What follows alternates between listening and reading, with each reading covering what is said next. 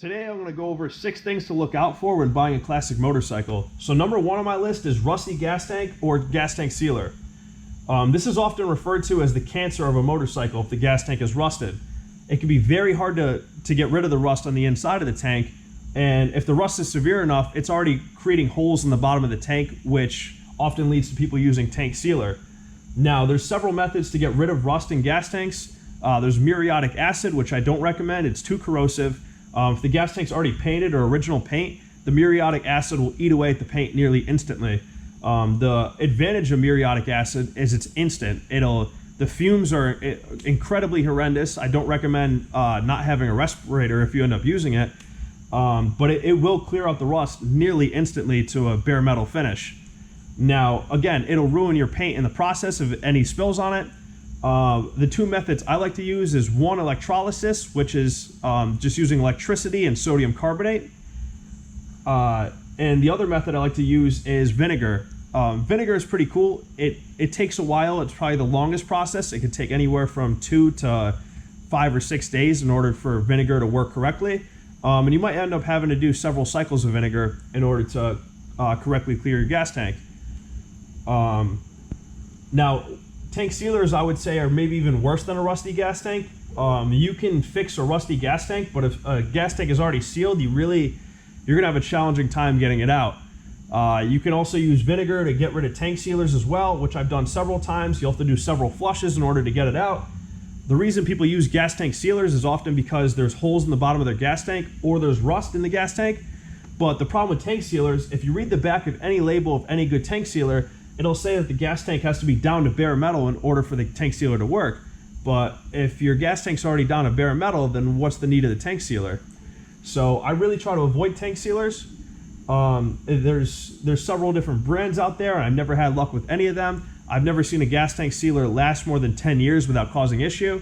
And the reason gas tank sealers are even worse is because if rust breaks down and gets in your fuel system, you can clean it out.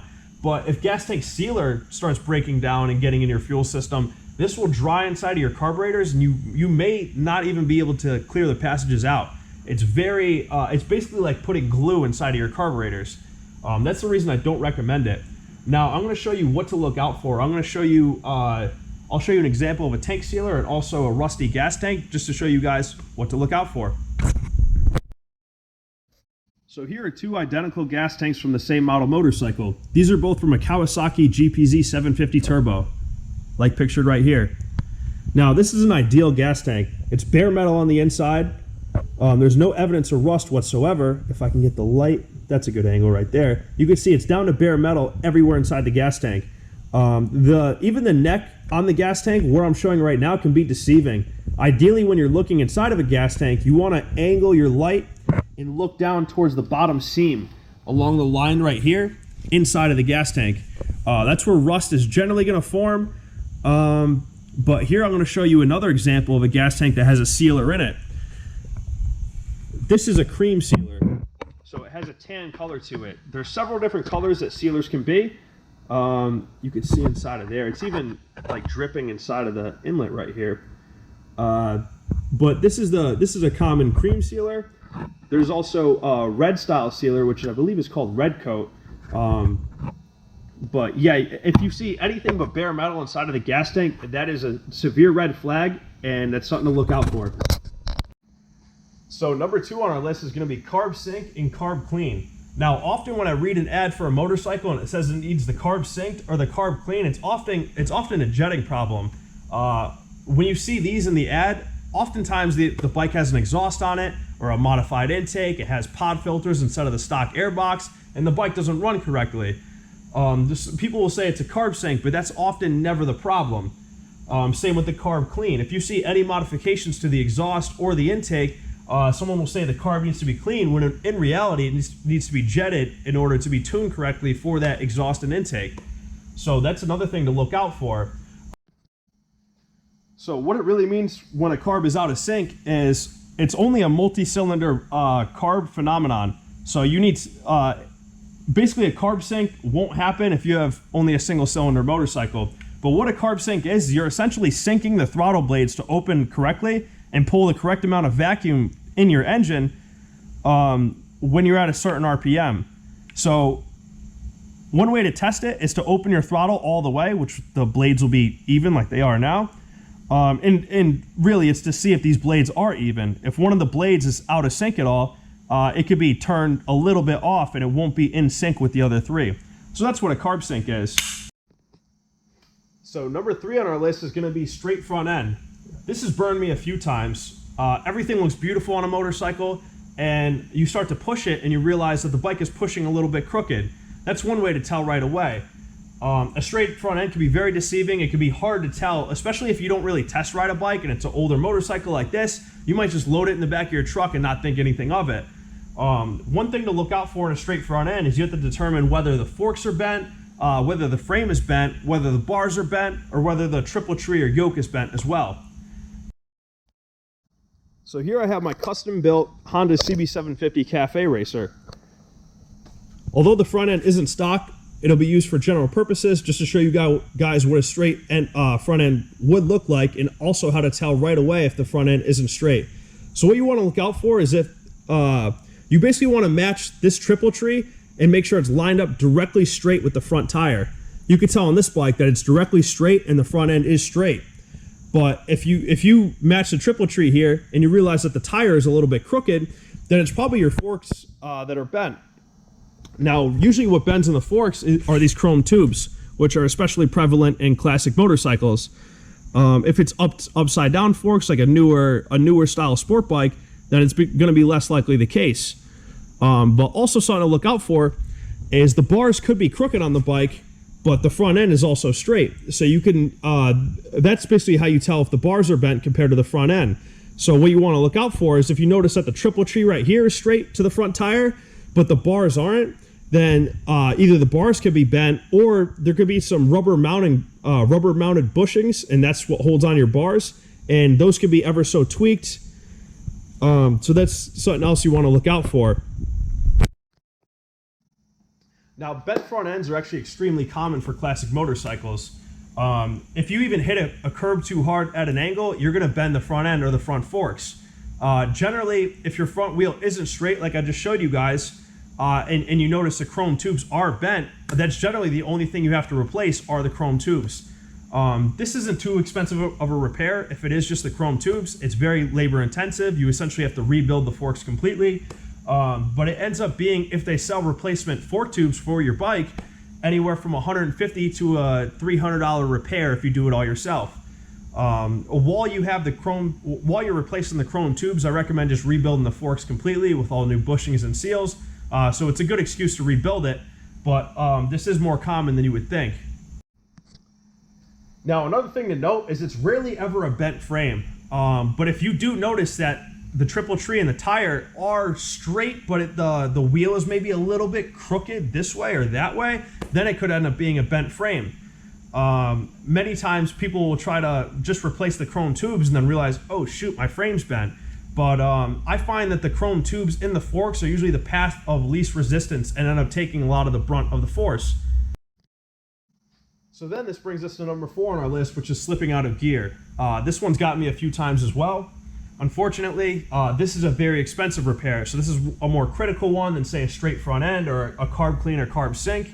I would say this could cost thousands of dollars. This oftentimes requires you to split your cases and go through the engine completely. But let's break down what's happening when your bike is slipping out of gear. So what you want to look out for is make sure, A, that the bike runs through all the gears correctly. If you're missing any gears, obviously the transmission's broken or shot, something's messed up with that. You could have a bent shift fork that's not allowing you to engage a gear correctly. But if you notice a bike is going through all the gears, but say in second gear for whatever reason, whenever you roll on the throttle or give it a lot of power, it's slipping out of gear. That means that the dogs in your transmission, which is where the gears engage on the side of the gear, are worn out. Now, this happens over time from people just beating and shifting way harder than they're supposed to. They're not engaging the gear correctly, and over time, those dogs in the transmission, if you're engaging a gear correctly, then you're not going to wear it out. But if you're barely engaging a gear and you're giving it full power, eventually those dogs are going to get rounded off from going like this. And what's happening when you're slipping out of gear is when you go to apply for power, these dogs are already worn out, So they just do like my fingers did, and they slip out of gear like that. And that's what ends up happening when you're slipping out of second or third gear. And that's the most common gears, because those are the most beat on gears oftentimes with these older bikes. So I would at least run it through second and third, but some models are more prone for, third, fourth, or fifth to slip. So this is also something to look out for. It's very critical and very expensive to fix. So I do recommend looking out for slipping out of gear and making sure that the bike runs through all the gears correctly. So now for number 5 on our list, which is bike won't charge. This could be several reasons. Now, something to note is if you don't have a battery in your bike, a lot of times the rectifier regulator won't convert the AC electricity from your stator to DC power, which runs all your electronics. So basically meaning if your bike doesn't have a good battery in it, it won't charge to start out with. But there's also several things that are happening but beyond that if you have a good battery for why your bike won't charge. Number 1 is the stator, and number 2 is the rectifier regulator. And I'm going to actually pull out an old rectifier regulator and stator just to show you what's happening when those parts aren't working correctly. So here I have a stator and a rectifier regulator. So right now I'm going to break down what's happening with the stator. So this is the main charging force of your bike. This generates AC power due to the coils in here. It's a 3-phase coil setup, 3 different wires. And the way to check that if it's bad, this is your main electricity generating force. But the way to check if it's bad is to measure the resistance between these 3 wires. And you have to do every single combination of these 3 wires in order to see if any of the resistances are off. Now, if you do, you could test 2 wires and these are perfect, but the 3rd wire, the resistance is just way off. And you keep doing different combinations and you realize 1 wire is the problem. What happened is one of these wires got burnt up inside of the stator, which is the most common issue. These are actually a wearable part. Now, on some bikes, they might last 10 or 15,000 miles. On some bikes, like a CB750, it'll last the whole life of the bike, and you really won't notice a problem. But sometimes these can heat up and end up melting together, and it just ruins the whole stator entirely. So that's what's happening when your stator is broken. Now let's move over to the rectifier regulator. Now what this does is it converts the AC power from your stator here to DC power that can be used by your lights and ignition and all the electricity sources for your bike. Now these are actually also a wearable part, and they go more often on some models. This is a Harley rectifier regulator. These are notorious for going. Now the way to tell if your rectifier regulator is working is to first test out your stator and make sure your stator is working correctly, because then you can measure the power coming off of this. And if you know your stator is working correctly, but the charge isn't finding its way to the battery, then you know your rectifier regulator is not working correctly. Fortunately, this is a little bit cheaper of an issue to fix than, say, slipping out of gear. I would put this in the same category as the straight front end. It's probably anywhere from a $150 repair if it just needs the stator or the rectifier regulator to anywhere to $500-ish. But I would say that's about the top range of what you're going to spend. But overall, it's not too crazy of an issue, but it's one that's very tedious and can have you chasing your tail a lot. But hopefully with the information I gave you guys, it'll help you narrow down the issue. If you do read an ad and it says the bike's perfect, but it won't charge, hopefully that gives you some lead on what to look for. So I know my handwriting's getting small, but we're going to talk about the last thing, which is backfiring, or the bike won't idle. Now, generally, if the bike won't idle or it's backfiring around idle, that means one of 2 things. Either the bike needs a valve adjustment, or the carbs aren't jetted correctly and it's too lean at idle. Now, one way to check if it's like a tuning issue is to pull the choke in. Now, if you pull the choke in and it's still backfiring profusely, it could still be a vacuum leak or a carb issue, but if it's like gunshots or extremely loud, it's almost certain that it's a valve adjustment issue. Additionally, if the bike won't idle, it could be a clogged pilot jet, going back to the carb clean or carb sync issue. It also could be incorrectly set air idle screws. This is going back to if the intake or exhaust is modified in any way, that could also cause the bike to not idle because it's just far too lean. One way to check that, again, is to go ahead and pull the choke in on the bike if it does have one. That'll give you a good indicator if it's too lean at idle, which is going to be the case if the jetting is stock in the carburetors, but it has a modified intake or exhaust like we talked about. So this is also something to look out for. I would say the backfiring is more the issue, because that could be that could be a valve adjustment, especially if it's a higher mile bike. The higher the miles, the more likely it's going to need a valve adjustment. The valves are tightened up, as they say, where the adjustment is just too tight and the valves are basically constantly open. And that's what's causing the backfire, is your valves are just never closing correctly. So this is something else to look out for. The backfiring can be an expensive fix depending on the bike. Some bikes you even have to drop the engine to adjust the valves, so it could be a very big job. Other bikes are easy to adjust, like a Honda CB750. There's just tappet covers, and you don't have to really remove anything. There's just covers you remove for each valve to adjust it. But that's also something I would look into. That could be a very tedious process as well. Another thing I'm going to mention, which is kind of beyond this list, is to look out for paperwork. Since Vermont DMV stopped their loophole, which allowed you to register a bike with just a bill of sale that was anything older than 15 years of age, and you were able to do this online at one point during COVID. You could be out of state, even in California, across the country, and get the bike registered in Vermont with just a bill of sale. Unfortunately, that's no longer the case, and you really need to be on point about paperwork. In most states, it's going to be require either a previous registration or a title. A title is king for classic bikes. I recommend that above everything, but a previous registration is just as good in most states. Additionally, if you are buying a bike out of state, you will need to get a VIN verification or an inspection at your local DMV.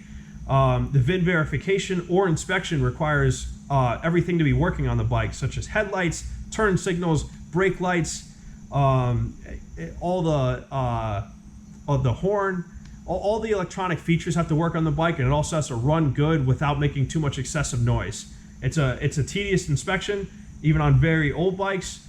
I know in my state, if the bike is 1980 or older, you have to bring it to the DMV, which could be a day trip on its own. So if your time's valuable, that's something I would also, if you don't mind though, it's not too big of an issue. But furthermore, if the bike is 1980 or newer, you could just bring it to a local VIN verification spot and just get that done right away. And one last thing I want to mention is, if you fear a bike has been sitting a long time, one way to check is to check the date code on the tires. That's something a lot of people don't look out for, and it's a pretty critical thing to look out for. That's like a really good indicator, and also the date on the battery. If it could have a brand new battery in it. A lot of times someone's just buying it to flip. They'll throw a new battery in it just to get the thing running. But really the way to check is the date code on the tires, because tires on a motorcycle can be anywhere from $250 to like $600 for a set of tires. And a lot of people who are just trying to flip a bike, make a quick buck, aren't going to go for that expense. So that's something to look out for if you fear a bike's been sitting a while. If it has been sitting a while, you want to look out for things like cracks in the brake lines. If they're the original brake lines, do the brakes work on the bike, or they have to be gone through? So these are all things to look for. I just figured I'd mention those as well. It's kind of beyond the 6 things we were talking about. But if you guys want to see more videos like this, please like and subscribe. We appreciate the help. And I'm going to do a part 2 to this soon, and more videos like this in the future. So stay tuned.